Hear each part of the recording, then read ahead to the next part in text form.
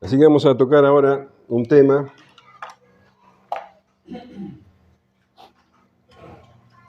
del que no hablamos. Algo muy personal, muy íntimo,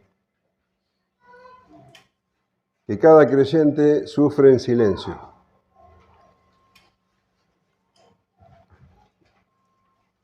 Estoy hablando de algo que vos tenés, que vos sufrís. Y son las tentaciones.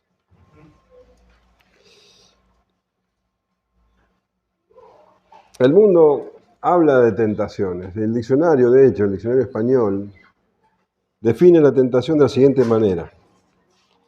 Impulso de hacer o tomar algo atrayente, pero que puede resultar inconveniente. Algo atrayente, pero que puede traer algún problema. Y el ejemplo es caer en tentación. Y otra acepción que dice el diccionario es persona, cosa o situación que atraen de forma irresistible. Y el ejemplo, las pastelerías son una tentación difícil de evitar. Esa es la tentación según el mundo. Pero para los creyentes, las tentaciones son algo mucho más peligrosas que solamente algo, como dice el diccionario, que algo inconveniente. No, las tentaciones para el creyente no son algo que puede traer algún tipo de inconveniencia, algún problema. Es algo muy serio, porque la tentación es la puerta del pecado. Y el pecado puede poner un escollo, puede arruinar nuestra comunión con Dios. Por eso no podemos de ninguna manera menospreciar a las tentaciones. Y están ahí. Están agazapadas. En todo lugar y en todo momento. Como un animal en acecho. Y el mundo es una constante fuente de tentaciones.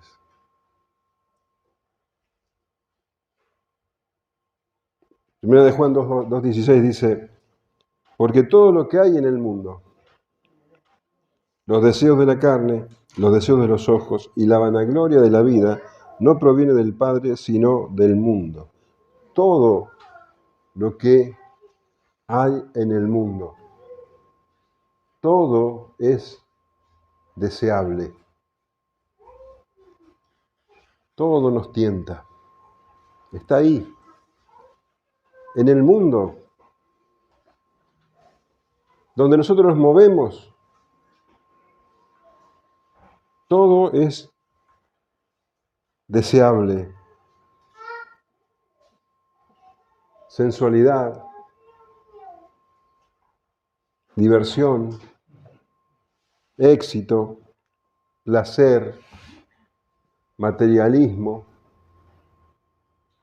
risas, entretenimiento, todo eso nos ofrece el mundo. Todo está allí. Y el hecho concreto es que nosotros vivimos en el mundo.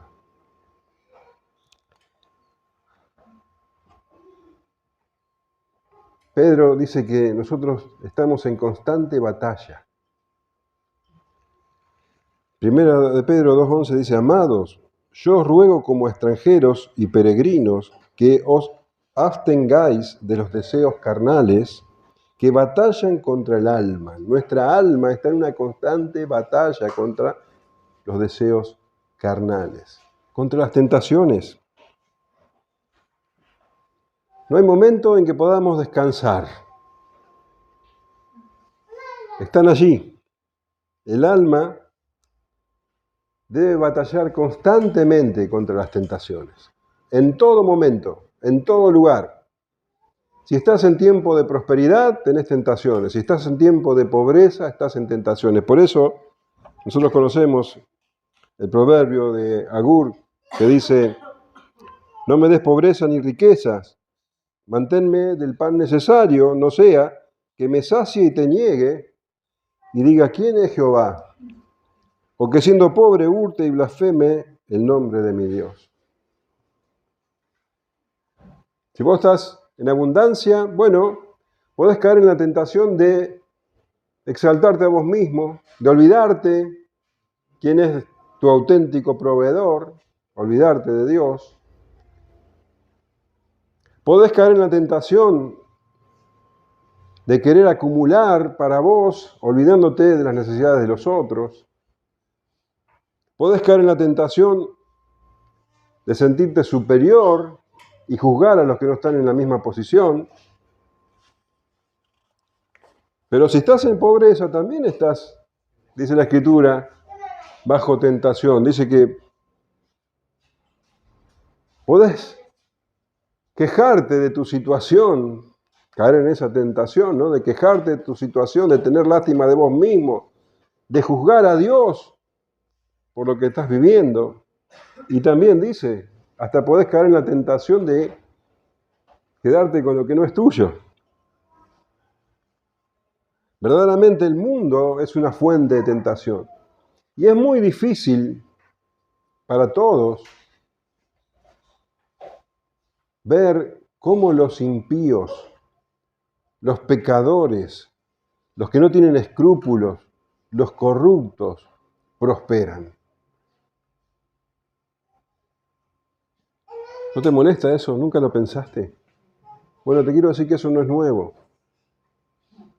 ¿Por qué estos prosperan? Qué tentación ser como ellos. El salmista Asaf sintió esa tentación y lo declara de una manera muy ilustrativa, y está en el Salmo 73:1, y te voy a leer la Nueva Traducción Viviente. Escuchá lo que este salmista pensaba cuando veía a los corruptos progresar. En verdad Dios es bueno con Israel, con los de corazón puro. Pero en cuanto a mí, casi perdí el equilibrio. Mis pies resbalaron y estuve a punto de caer. Porque envidiaba a los orgullosos cuando los veía prosperar a pesar de su maldad.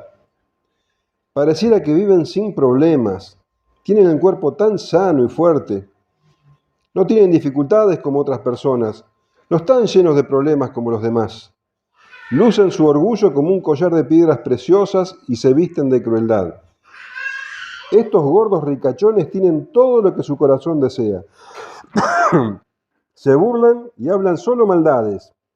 En su orgullo procuran aplastar a otros. Se jactan contra los cielos mismos y sus palabras se pasean presuntuosas por toda la tierra. Entonces la gente se desanima y se confunde.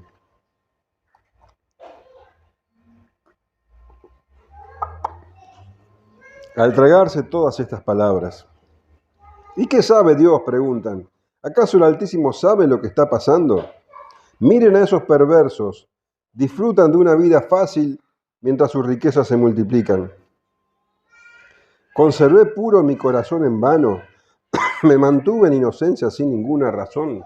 Mirá lo que se preguntaba el salmista. ¿Vale la pena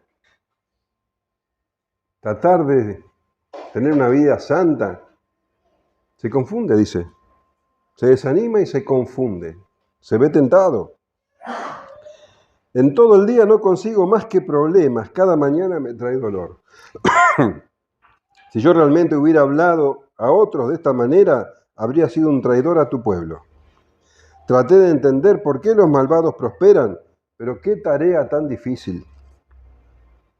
Entonces entré en tu santuario, oh Dios, y por fin entendí el destino de los perversos.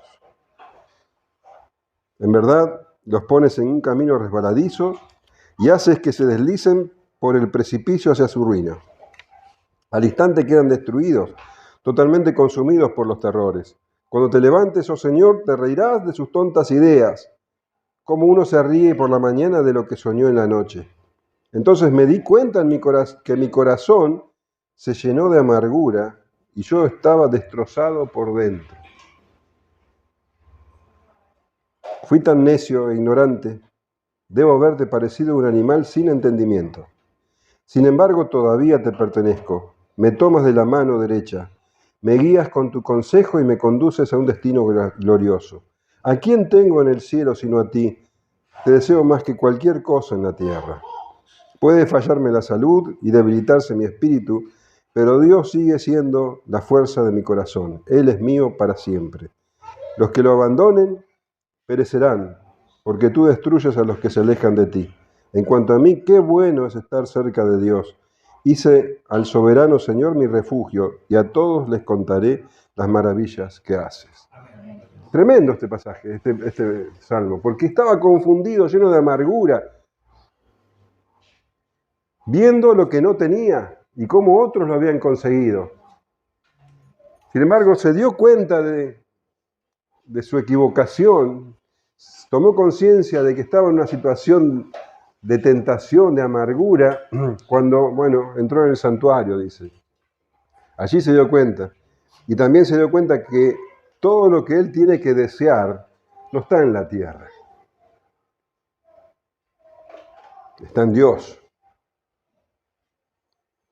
Pero las tentaciones es cuando deseamos lo que el mundo nos ofrece. Así estuvo Agur.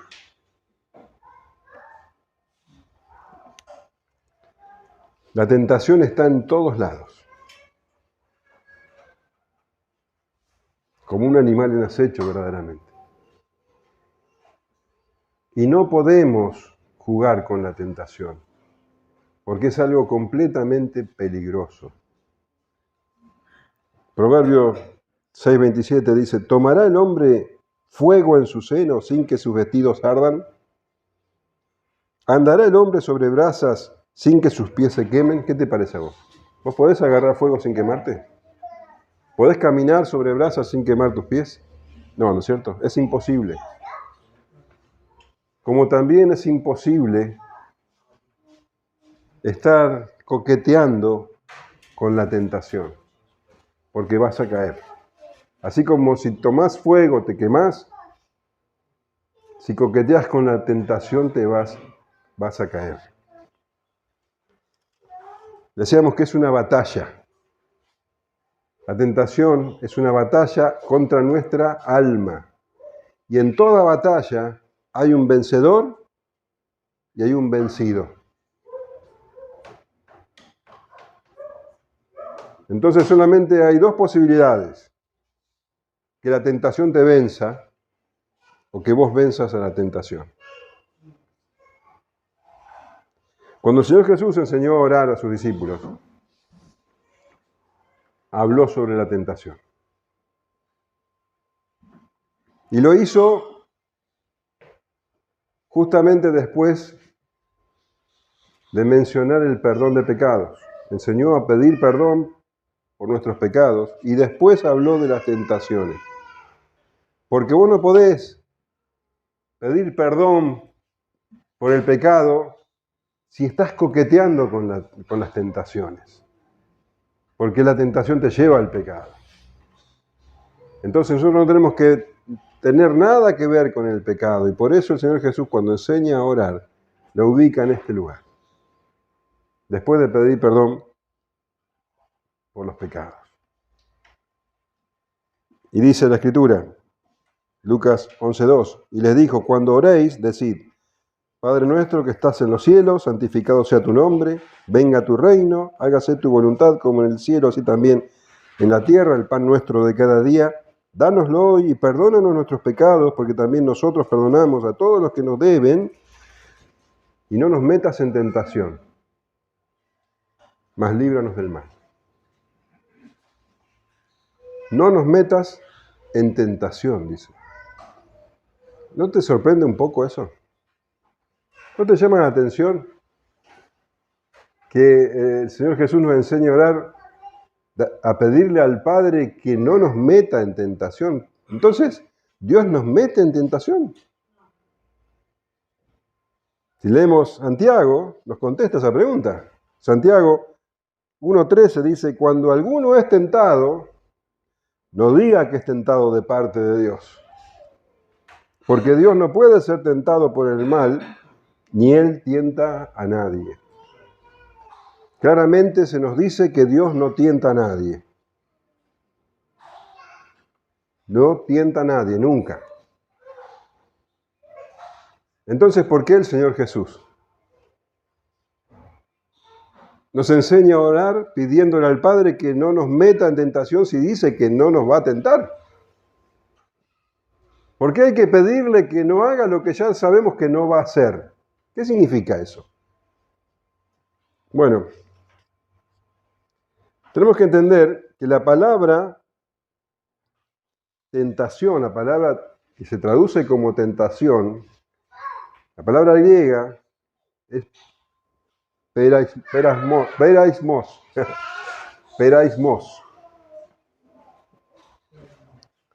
que significa tentación, peraismos, pero también significa prueba dada por Dios o permitida por Dios. Tiene esas dos acepciones, tentación y prueba, peraismos, tentación y prueba.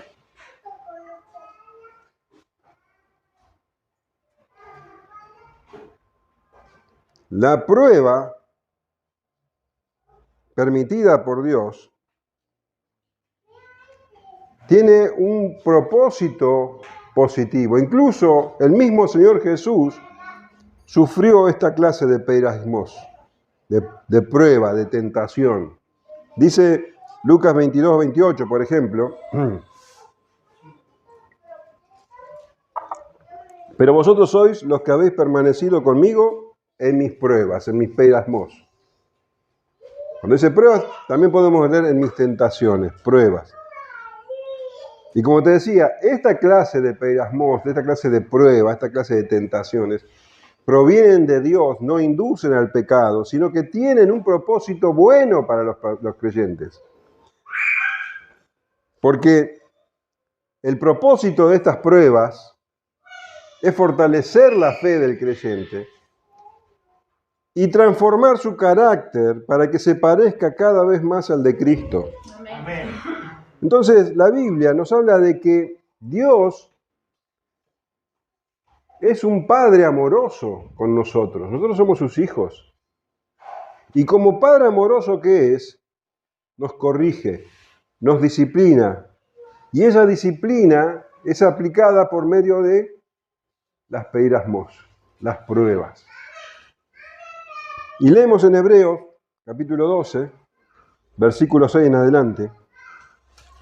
Porque el Señor al que ama, disciplina, y azota a todo aquel que recibe por hijo.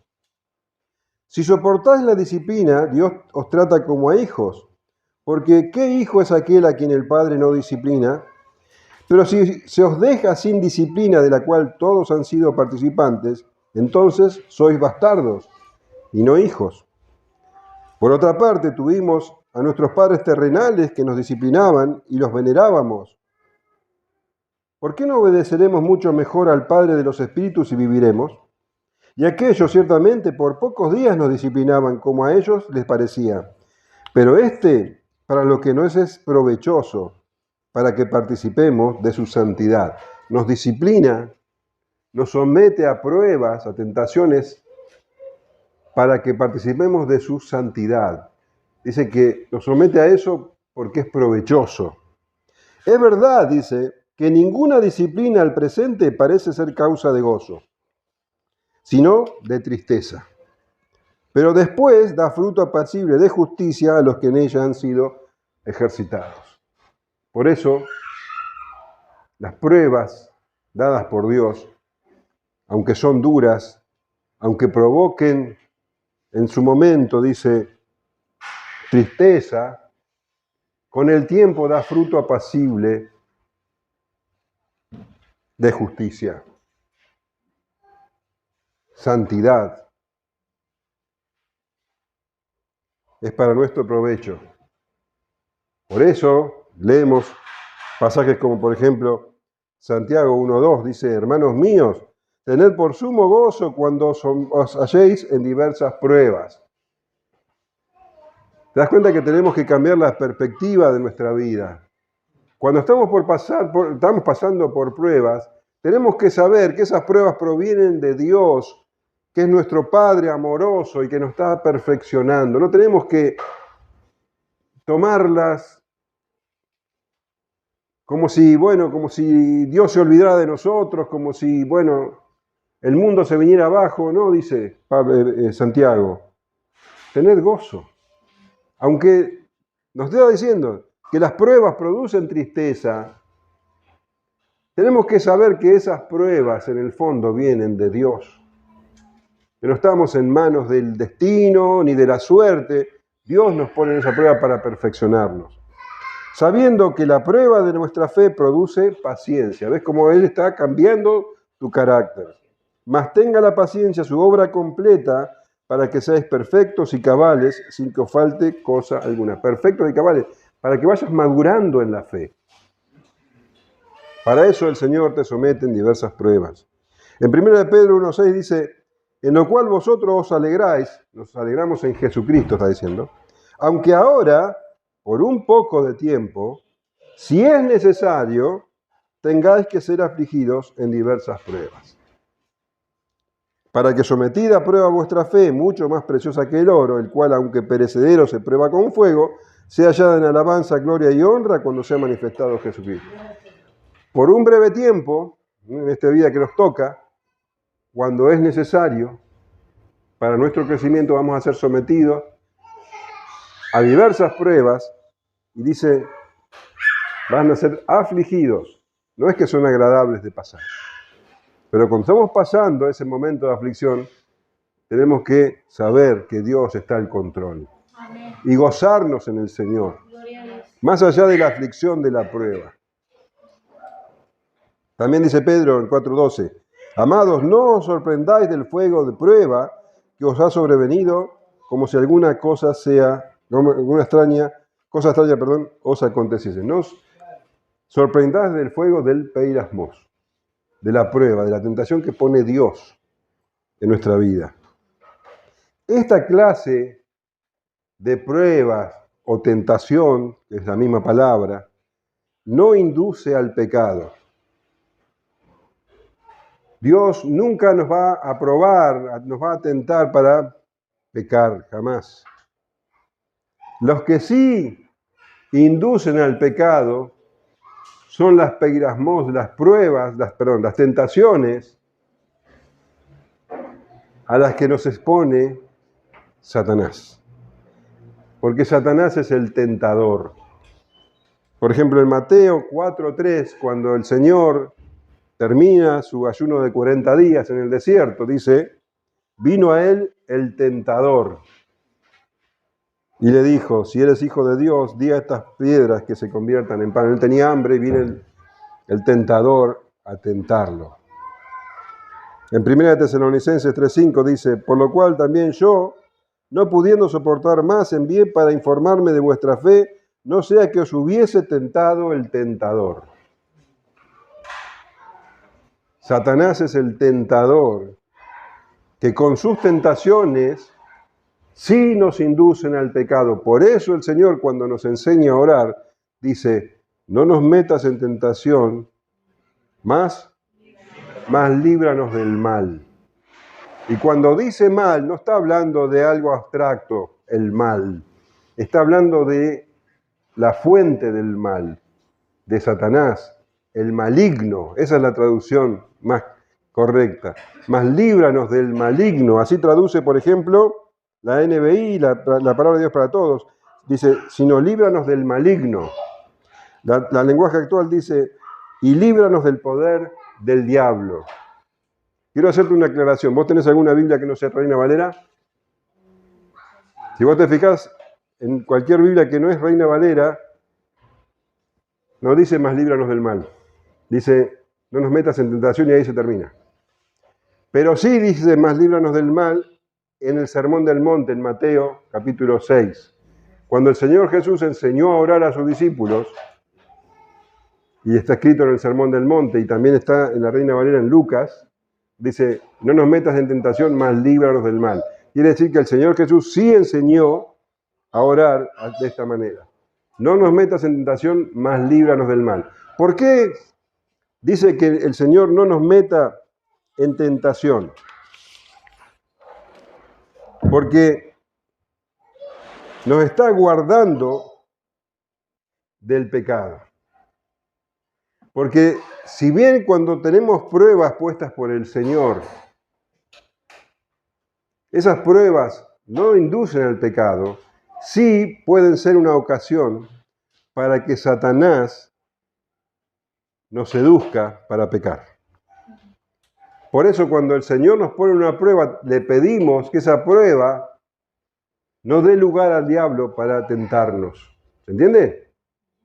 No nos metas en una tentación tan grande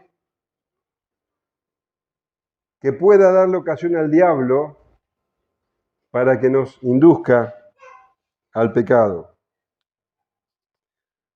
Porque el diablo es como un león rugiente, ¿sí?, que anda buscando a quien devorar. Entonces, cuando el Señor dice, no nos metas en tentación, mas líbranos del maligno, está diciendo eso. Que no nos dé una prueba más allá de lo que nosotros podamos soportar, que es precisamente lo que dice el apóstol Pablo en 1 Corintios capítulo 10.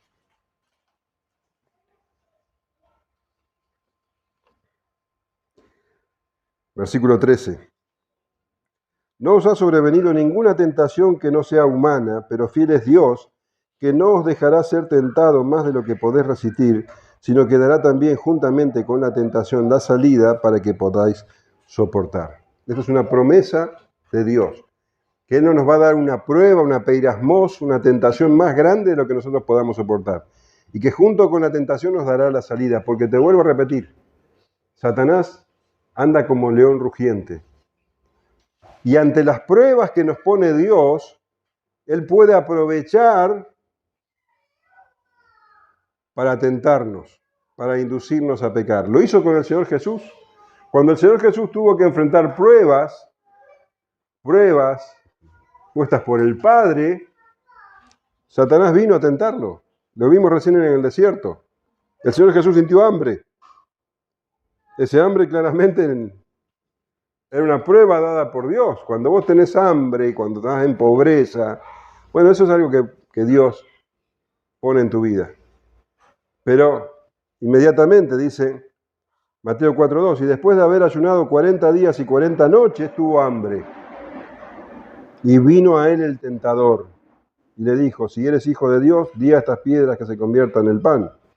Él respondió y dijo, escrito está, no solo de pan vivirá el hombre, sino de toda palabra que sale de la boca de Dios.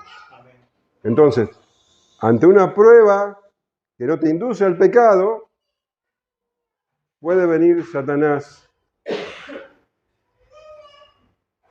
a tentarte. Por eso nos enseña a orar, mas líbranos del maligno. Cuando el Señor Jesús habló por primera vez a sus discípulos de que debía enfrentar la oposición de los principales religiosos de Israel y que iba a morir inclusive y que iba a resucitar, Satanás trató de tentarlo por medio de Pedro. Mateo 16:21. Desde entonces comenzó Jesús a declarar a sus discípulos que le era necesario ir a Jerusalén y padecer mucho de los ancianos, de los principales sacerdotes y de los escribas, y ser muerto, y resucitar al tercer día. Entonces Pedro, tomándolo aparte, comenzó a reconvenirle, diciendo, Señor, ten compasión de ti, de ninguna manera esto te acontezca. Pero él volviéndose dijo a Pedro, quítate de delante de mí, Satanás. Me eres tropiezo, porque no pones la mira en las cosas de Dios, sino en la de los hombres. ¿Dónde tenemos que poner la mira? Tenemos que poner la mira en las cosas de Dios. Porque cuando miramos las cosas de los hombres, cuando miramos las cosas del mundo, somos fácilmente tentados. Entonces Satanás, ¿qué quiso hacer por medio de Pedro? Que el Señor Jesús, en vez de enfocarse en Dios, se enfocase en las cosas de los hombres, en las cosas del mundo. Ten compasión de ti, Ten lástima de ti mismo, está diciendo. Pensá en vos. No pensés en lo demás, pensá en vos. Eso es lo que te dice el mundo. Así opera Satanás. Por eso nosotros tenemos que orar al Señor. No nos des una prueba tan grande como para que Satanás pueda tomar partido. Por eso es que dice Pablo, el Señor promete que junto con la tentación va a dar la salida. Dios no te va a probar de tal manera que te destruya. Él te va a poner pruebas, tentaciones, peirasmos,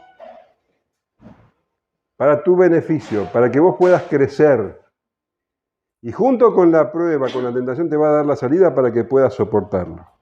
El apóstol Pablo sabía que era así porque él lo probó, lo sintió en carne propia.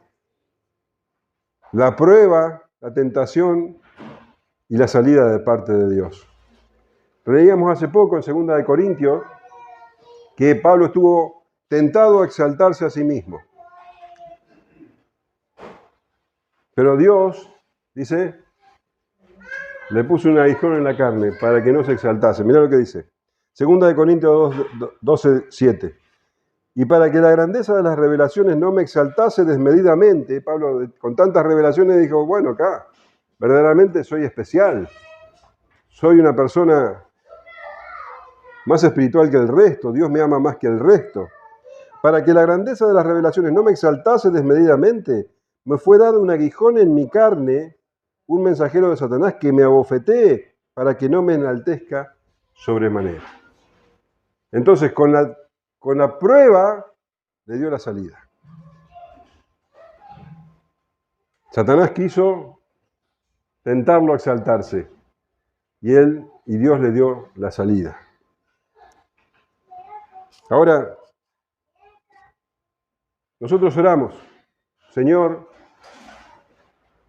que la prueba a la que me vas a someter, a las pruebas que nos sometés, no sean tan grandes como para que Satanás tome partido. Satanás es alguien peligroso y es alguien poderoso, mucho más poderoso que nosotros. Y él puede tentarnos, pero no puede Satanás hacer que nosotros pequemos.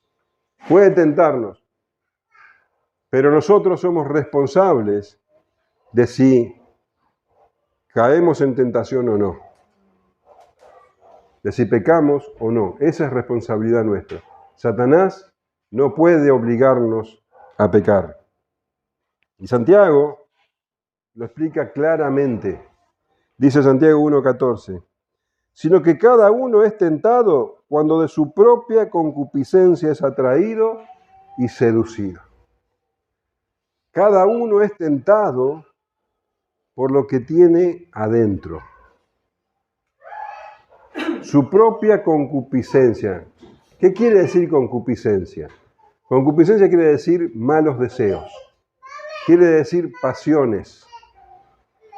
Entonces, cada uno es seducido y atraído por los malos deseos que hay en sí mismo, en su cabeza. La palabra de Dios para todos dice, cada uno es tentado cuando se deja llevar por un mal deseo que lo trae y lo seduce. Algo que ya está en tu cabeza. La traducción del lenguaje actual dice, al contrario, cuando somos tentados son nuestros propios deseos los que nos arrastran y dominan. Nuestros propios deseos. No podemos decir, Satanás hizo que yo pecara.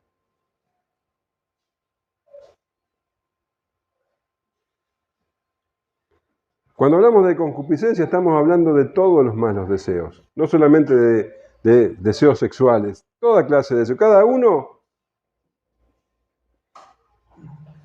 tiene su propia tentación, su propia concupiscencia, sus propios malos deseos. El codicioso va a ser tentado con bienes materiales. El sensual, bueno, va a ser tentado con cosas, bueno, con pornografía, por ejemplo. El chismoso, ¿con qué va a ser tentado? Entonces, cada uno con lo que tiene en su corazón. Capaz que al chismoso no lo atraen la sensualidad o los bienes materiales. Por eso cada uno es atraído conforme a los malos deseos que hay en su corazón. Y fíjate cómo dice la palabra. Dice, atraído y seducido. Santiago usa palabras muy fuertes, muy significativas. Está hablando, en sentido figurado, de atracción, de seducción, como cuando una persona, un muchacho, es atraído por una mujer de mala vida. Y eso es precisamente la ilustración que encontramos en Proverbios de la tentación. Vamos a leer un pasaje de Proverbios donde habla justamente de un muchacho seducido por una mujer, una ramera. Pero tenés que entender que acá está simbolizando a aquel que es atraído y seducido por su propia concupiscencia. Es la tentación. Esa ramera simboliza la tentación.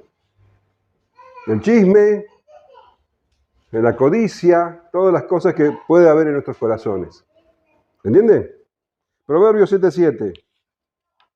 Y vi entre los simples, consideré entre los jóvenes, a un joven falto de entendimiento, el cual pasaba por la calle junto a la esquina e iba camino a la casa de ella.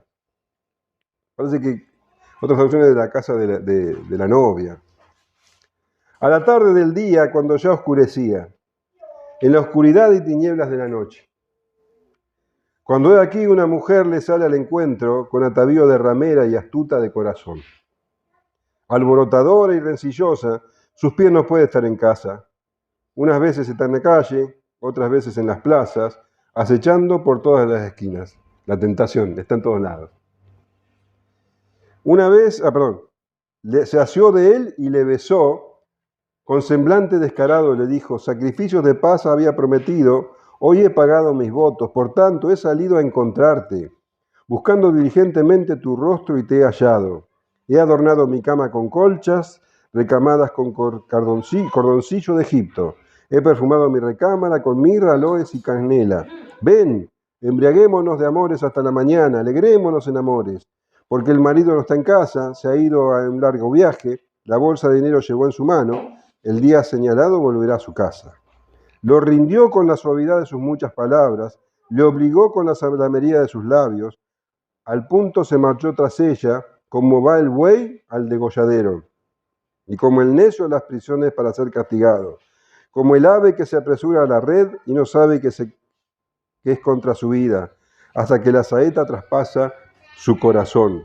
Ahora pues, hijos, oídme, y estad atentos a las razones de mi boca. No se aparte tu corazón a sus caminos, no yerres en sus veredas, porque a muchos ha hecho caer heridos, y aún los más fuertes han sido muertos por ella.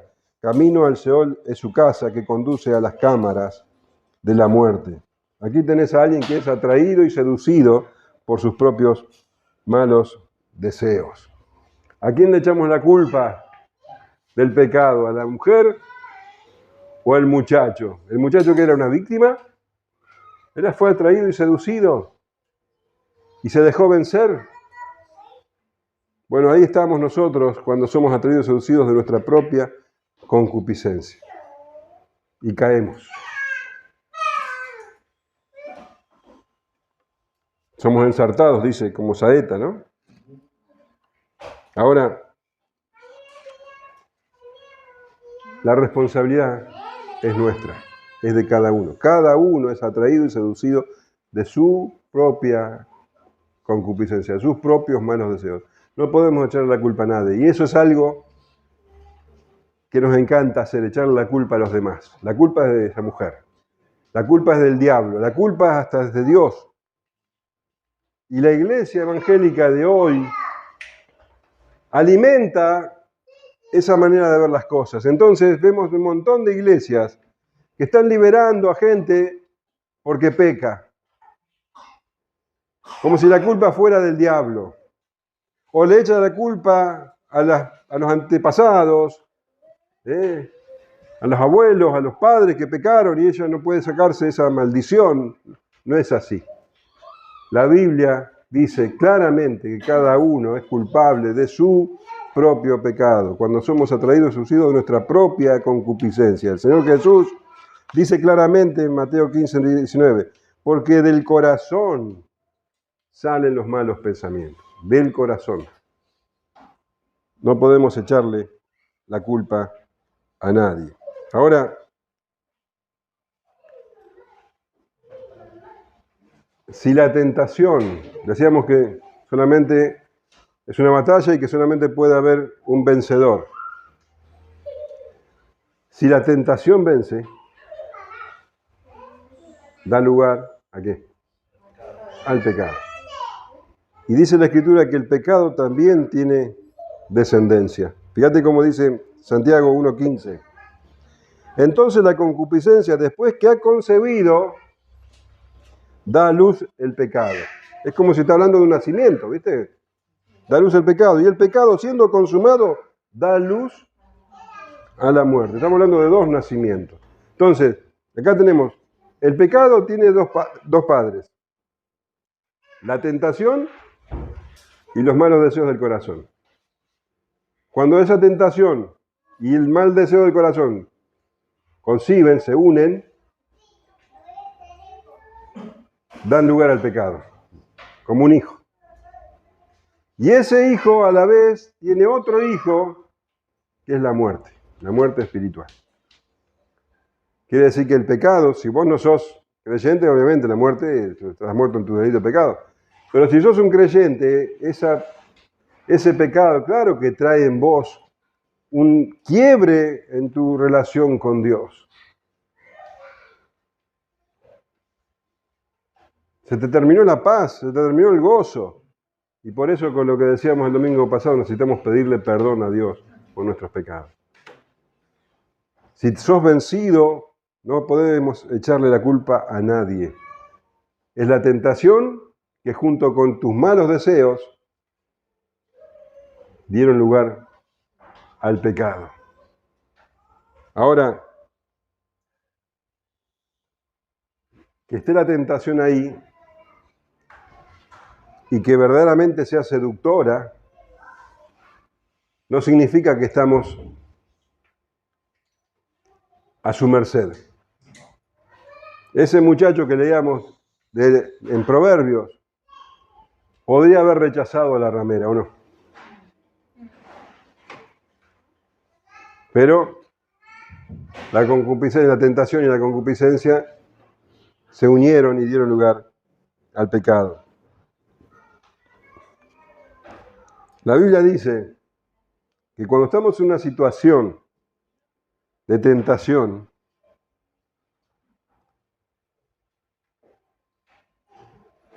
tenemos que hacer exactamente lo que hizo José con la esposa de Potifar.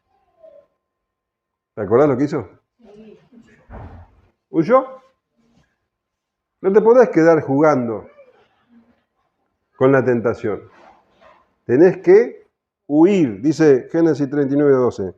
Y ella lo asió por su ropa, diciendo, duerme conmigo. Entonces él dejó su ropa en las manos de ella y huyó y salió.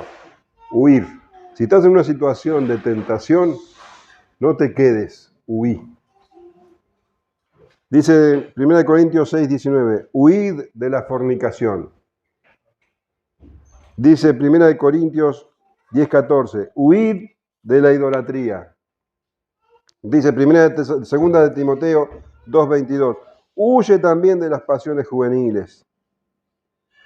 Huir. El Señor Jesús es muy gráfico con el tema de la tentación.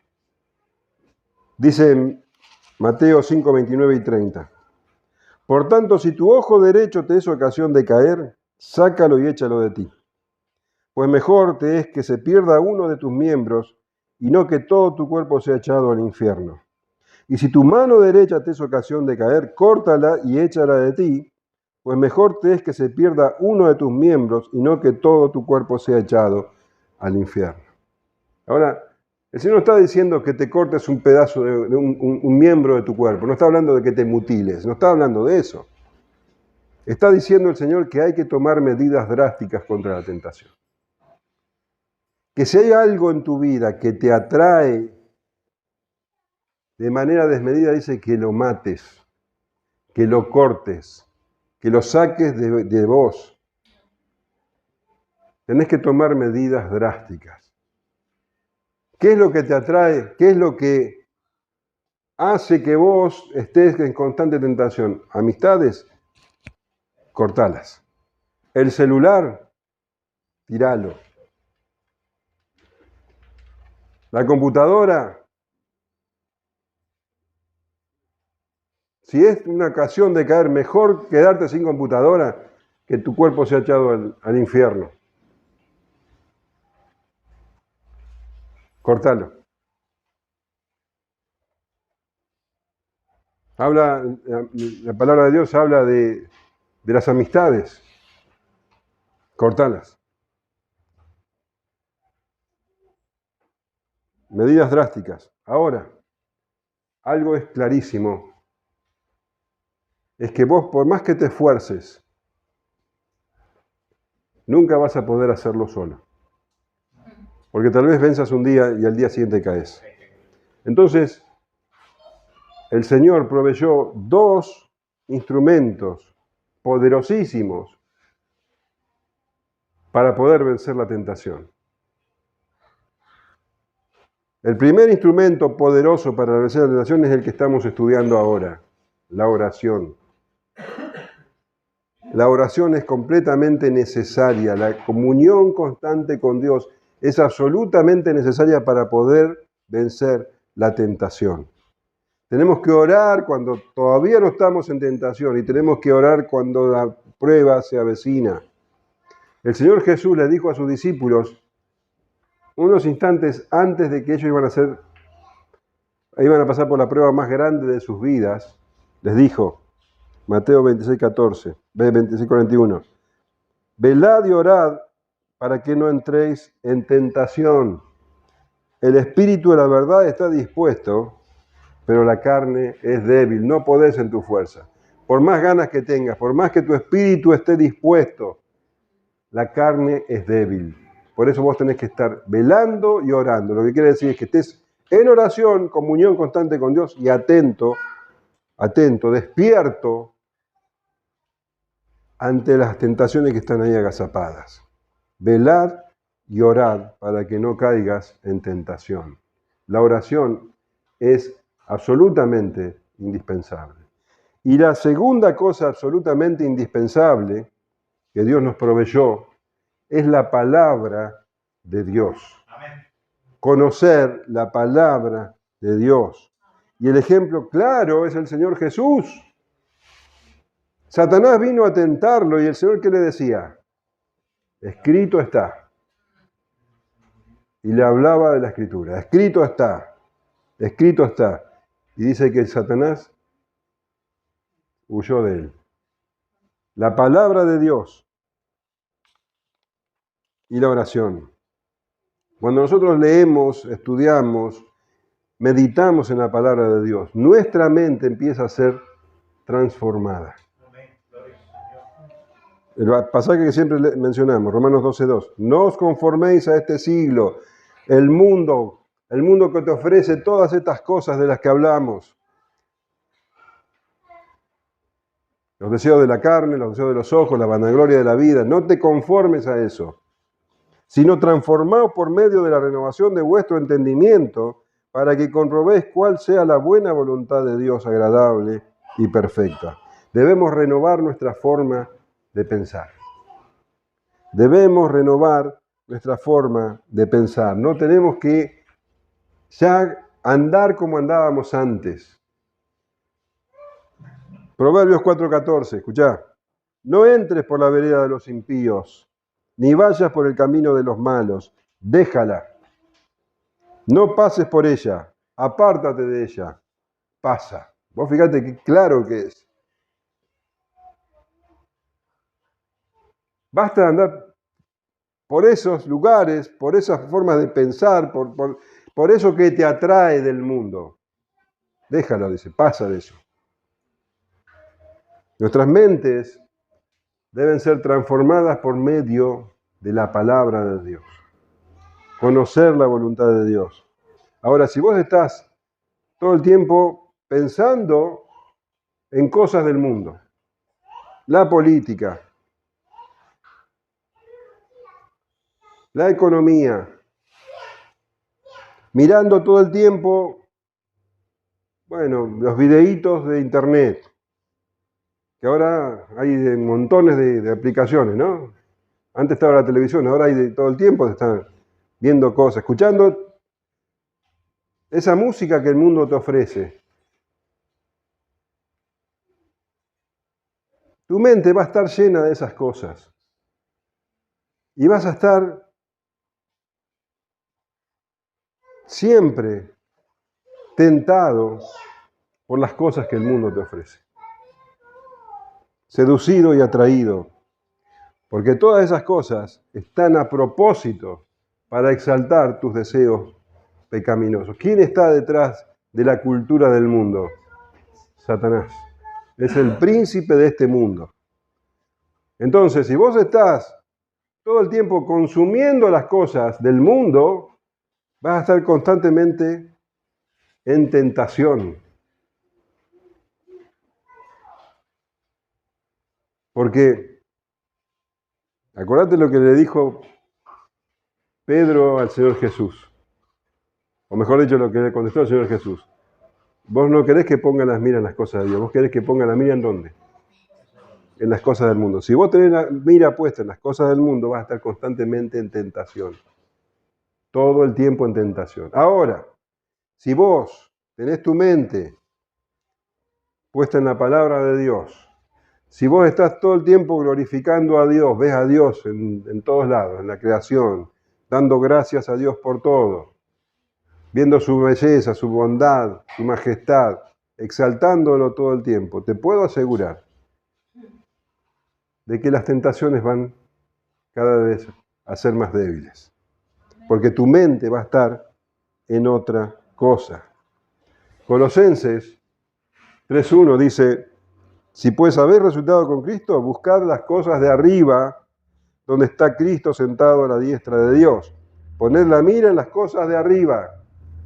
Lo que le dijo Jesús a Pedro, vos querés que yo no mire las cosas de arriba, vos no querés que yo mire las cosas de Dios, vos querés que yo mire las cosas del mundo. Y acá Pablo dice eso. Poné la mirada en las cosas de arriba y no en las de la tierra. No en las cosas del mundo, en las cosas de los hombres, en las cosas de arriba.